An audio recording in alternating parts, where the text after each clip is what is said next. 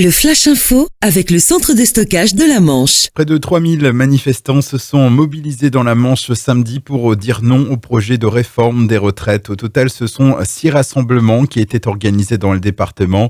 Ce fut le cas à Saint-Lô, Carentan, Coutances, Granville et Avranches.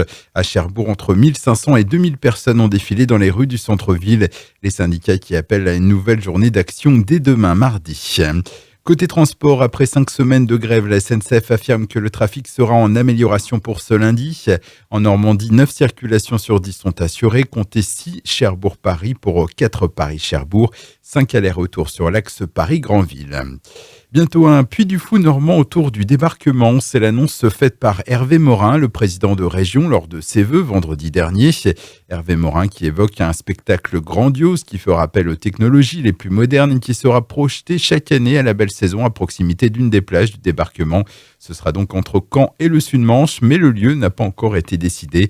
L'investissement est estimé à 100 millions d'euros. Ce spectacle devrait être lancé pour le 80e anniversaire du débarquement en 2024.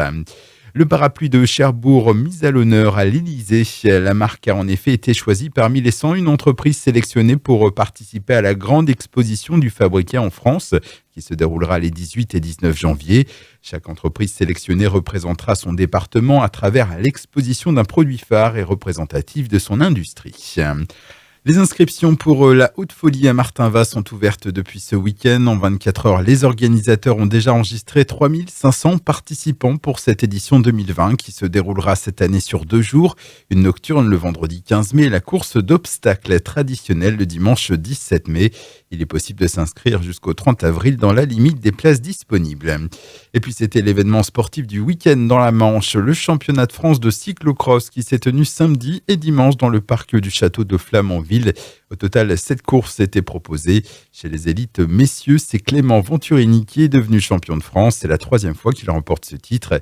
Chez les dames, Marion Norbert-Ribrol décroche le titre à 21 ans. Le Flash Info vous a été présenté par Landra, centre de stockage de la Manche à Digoulville. Pour en savoir plus et visiter notre centre, 0810 120 172, coup d'un appel local.